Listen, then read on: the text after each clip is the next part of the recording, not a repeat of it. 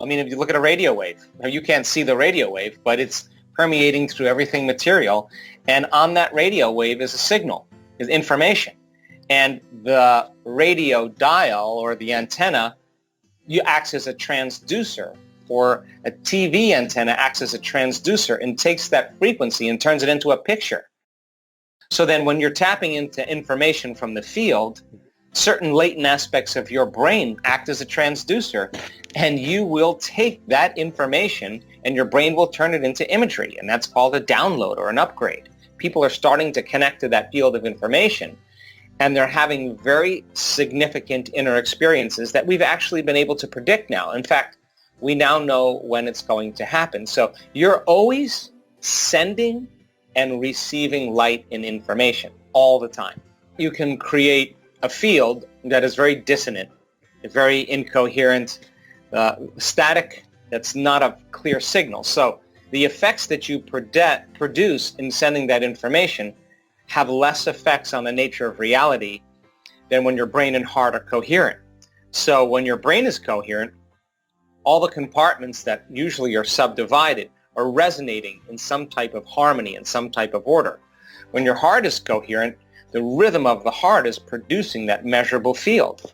So in order for you to affect matter, you have to combine a clear intention, a coherent brain, with an elevated emotion, a heart-centered feeling. This is the center of oneness. This is the center of wholeness. This is where our divinity starts. This is the union of polarity, the union of opposites. This is where it all comes together. And when you get it, and when you get that energy right here, it happens, and we've measured this. Once it's here, it's going to go all the way to the brain. It's going to act as an amplifier to amplify the brain.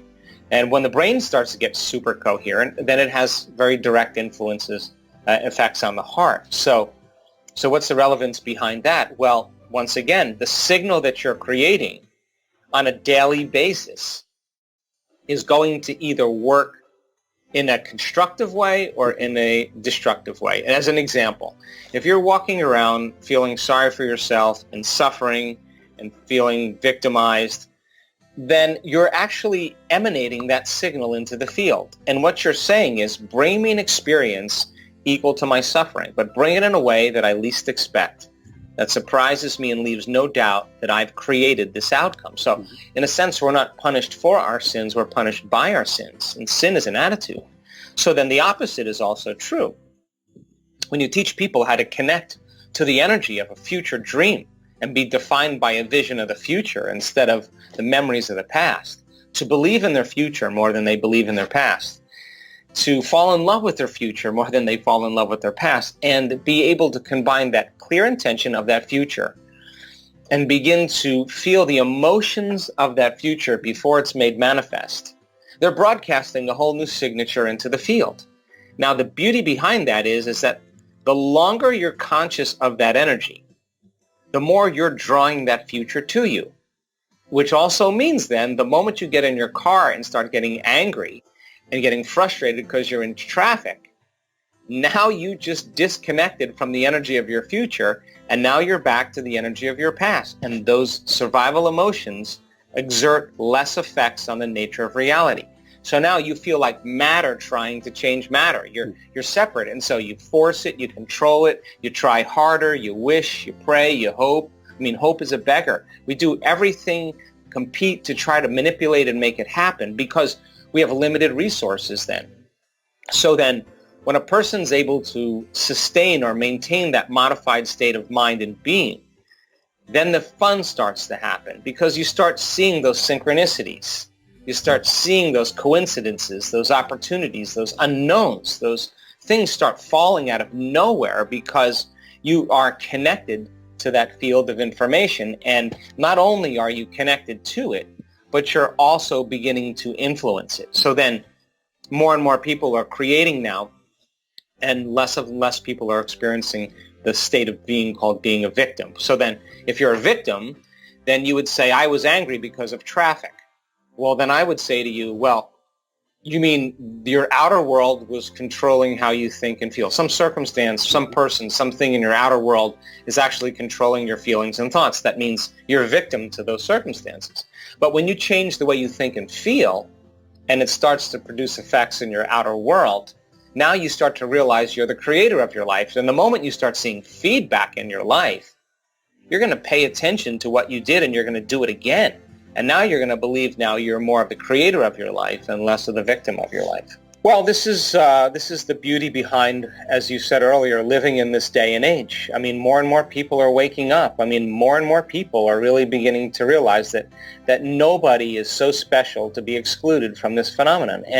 And we all have the same biology. We come with all the neurological and biological machinery to do this. And we all have done it. We've all said, what would it be like to have my own show? What would it be like to be wealthy, to be healthy, to be free, to be in a new relationship, to have a family, to have a mystical experience? And the moment we ask that question, we turn on the creative center in our brain, the frontal lobe.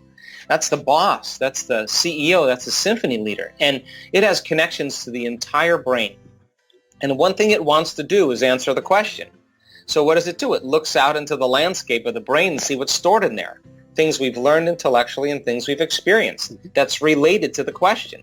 And it begins to activate those circuits. The frontal lobe calls them up. And then those circuits start to fire in tandem. And when they start to resonate and fire in tandem, we get a picture in our mind. That's called intention. We're selecting a new potential in the quantum field. Now, the passionate person who's fully engaged in looking at that future, observing that future, the thought in their mind literally becomes the experience. Now, the end product of an experience is called an emotion. And all of a sudden, the person starts to feel the emotion of the event before it's made manifest. And now, how you think and how you feel creates your state of being. So in a sense, they're changing their state of being. Now, the stronger the emotion that they feel, the more altered they are inside of them, the more they'll pay attention to the picture in their mind. And now they're creating a long-term memory. In other words, they're remembering their future. Now, you can't just do that once and then get up and expect your bank account to be filled. That's not how it works. Or you to be selected to go to the moon. That's not how it works. You have to be able to maintain that modified state of mind and body, independent of any condition in your external environment, independent of the emotions or habits or hardwired attitudes that are subconscious programs that are stored in the body, and independent of time. And if you can, you will start to see those unusual events beginning to occur in your life. So then you become the scientist in your life. And so it takes training to teach people how to get beyond their past. And we know this because we've done enough workshops to know that the hardest part of a workshop that we do is the first day or two, because people are coming, they're emotional, they're got problems, they're got a lot of questions, they're overly analytical, they're stuck, and we just keep coaxing them past their identity, and sooner or later they start letting go, and when they do, now they're ready to create.